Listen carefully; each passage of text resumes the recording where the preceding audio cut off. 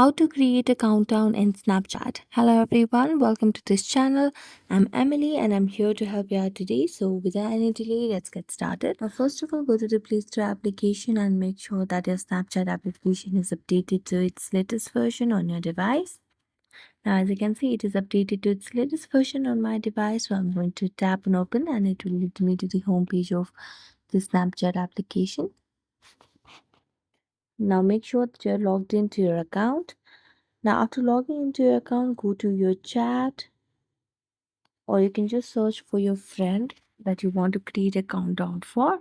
So, here I'm just going to choose anyone randomly and then tap on the profile and scroll down, and you can see the option of countdowns over here.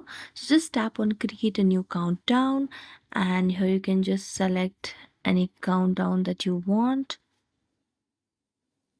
October 22, or you can just add a title as birthday party.